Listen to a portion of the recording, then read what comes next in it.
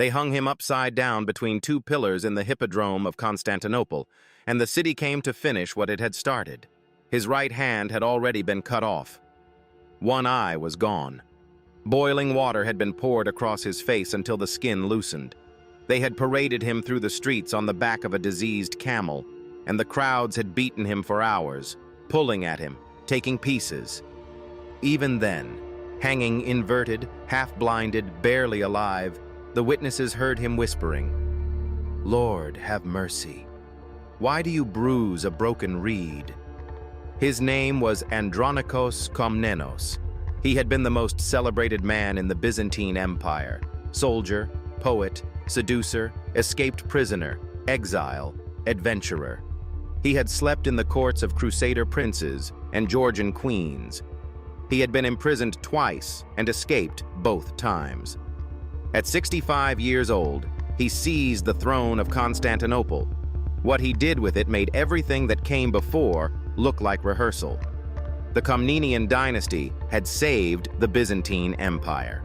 John II had stabilized it after decades of drift. Manuel I had made Constantinople glitter, playing dynastic politics across the whole Mediterranean world with a skill that left contemporaries dazzled. Under the Komnenians, the empire had purpose and coherence again. And then there was Andronikos, the cousin, the nephew, the one they kept locking up.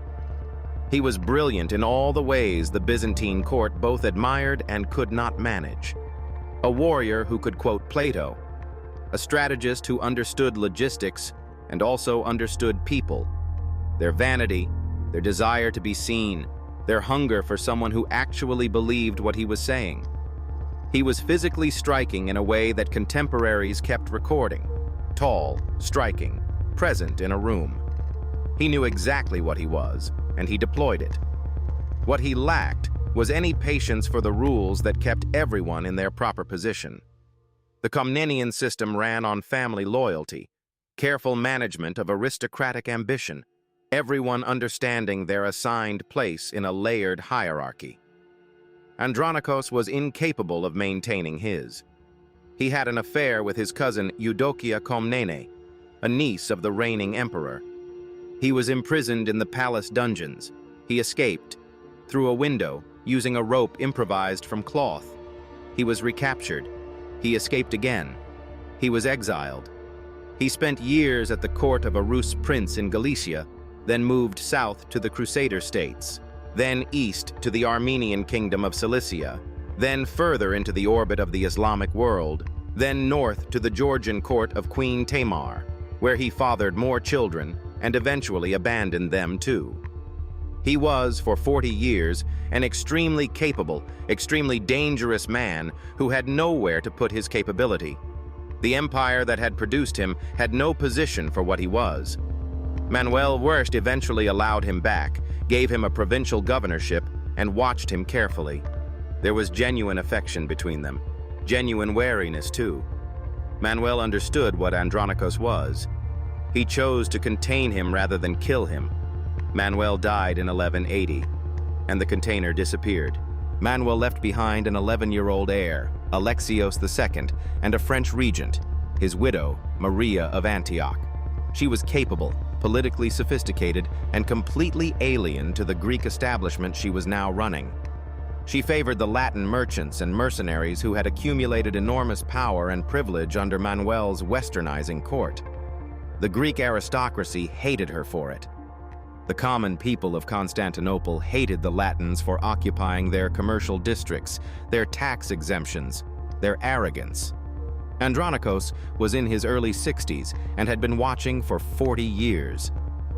He understood something with extraordinary precision, that legitimate grievance, channeled correctly, is indistinguishable from a weapon.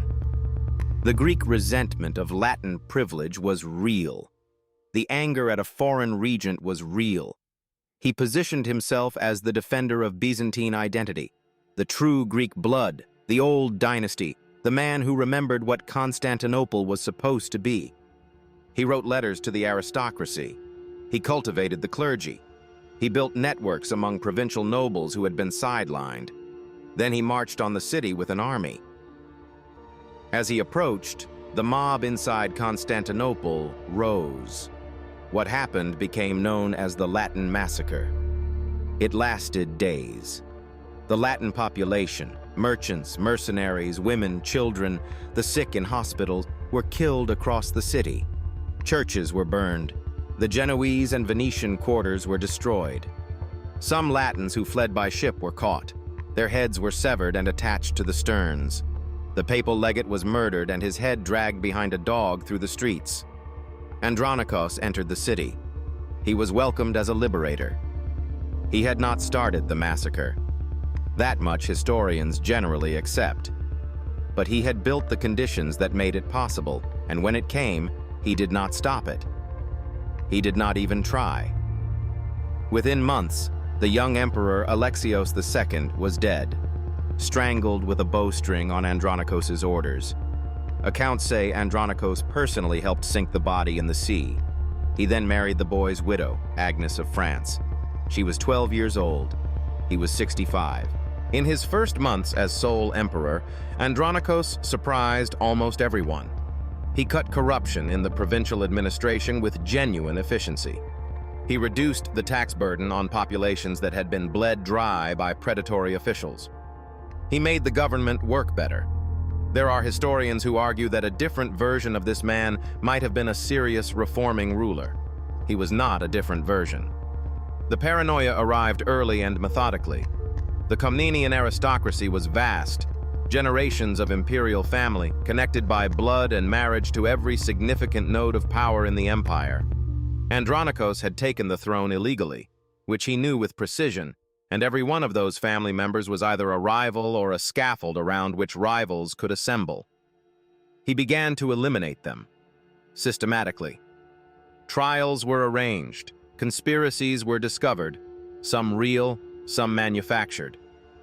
Byzantine law prescribed blinding as punishment for treason. Andronikos used it frequently, which disabled its victims without making martyrs of them. Others were executed. Others disappeared. The Empress Dowager Maria, the French regent he had displaced, was tried and drowned. His informants were everywhere. Trust became structurally impossible at court. A conversation in the wrong room, a letter intercepted, a name mentioned by someone under interrogation, these were sufficient to end a career or a life. Officials who had served loyally for decades found themselves accused. The court became a place of absolute vigilance and absolute silence. And through all of this, Andronikos made jokes. Multiple sources, from different political perspectives, record this. He compared himself to a physician burning away infected tissue. He was amused by what he was doing. The terror was not incidental to his rule. It was the point. The empire watched a man who had come in the name of Greek purity transform in front of it into something it could no longer name. The Normans of Sicily invaded in 1185 and took Thessaloniki, the second city of the empire, and massacred its population in a reprisal that echoed, deliberately, the Latin massacre of 1182. The news reached Constantinople like a diagnosis. Andronikos responded with more executions. He saw conspiracy in the military failures, in the messengers who brought bad news, in the faces of advisors who didn't smile correctly. The aristocrats he hadn't yet moved against went from quiet resentment to open terror. Actual conspiracies formed now, not imagined ones. The final collapse came from an accident. A minor official named Isakios Angelos, a Komnenian on his mother's side, was arrested on Andronikos' orders and being escorted through the streets to prison. Something shifted in the crowd around him. One person reached out, then another. The escort lost control. Isakios ran for the Hagia Sophia and took sanctuary, and the people of Constantinople massed around the building and refused to let Andronikos' soldiers enter. By morning, it was a revolution. Andronikos tried to flee by ship with his young wife and a companion. They were caught at sea. They brought him back in chains to the city he had entered in triumph 3 years before. What followed lasted days. He was handed to the people. They did to him what they had been unable to do for 3 years. They dismantled him, piece by piece, in public, in the heart of the city. His hand, his eye, the boiling water, the camel, the hippodrome, the pillars. And through all of it, in every account, from every witness, the same words: "Lord, have mercy. Why do you bruise a broken reed?" He was 67 years old. He had survived more escapes, more exiles, more courts, more enemies, more reinventions than any man of his generation. And he died in the most public, most spectacular, most utterly humiliating way that a city could devise. Andronikos I Komnenos was the last Komnenian emperor of Constantinople. The dynasty he had used and destroyed in order to seize power was finished. Isakios II in Angelos began a new line, the Angeloi, who would preside over the final unraveling of Byzantine stability. 20 years after the Latin massacre in 1204, the Fourth Crusade sacked Constantinople. The city that Andronikos had defended from Latin influence was occupied by Latins for 60 years. The populations he had massacred in the name of Byzantine purity were avenged with thorough interest. Whether the massacre of 1182 made 1204 more likely, whether it poisoned the relationship between Byzantium and the West so completely that it made the sack politically acceptable, even desirable, to the crusaders who carried it out, historians debate. The evidence suggests, yes, probably, at least in part. What is not debated is what Andronikos himself represents. He is one of those historical figures who refuse to be reduced to a verdict. He was genuinely capable. The administrative reforms were real. The political intelligence was extraordinary. The understanding of Byzantine popular psychology was sophisticated in ways that most of his contemporaries could not match. But the same qualities that made him brilliant, the refusal of any constraint, the performer's instinct, the ability to read a crowd and tell it exactly what it needed to hear, were also what made him catastrophic. He had no internal mechanism to stop. He had spent 40 years in motion, evading, charming, surviving, and when he finally had power, he applied those same skills to it. The constant movement, the refusal to be bounded, the instinct to strike before being struck. Brilliance in the pure service of appetite looks eventually like madness, and the empire that had cheered him into Constantinople hung him upside down in the Hippodrome and called it justice. He was not wrong to call himself a broken reed. The question is whether he understood who had done the breaking. Andronikos left behind a city more fractured than he found it, a dynasty he had erased, and a massacre that echoed forward 20 years until it helped bring down the walls of Constantinople itself. But in the Hippodrome, bleeding and half-blind, he quoted scripture. He called himself a broken reed, a man who can do what he did, and then say that either understood himself completely or not at all. Which do you think it was?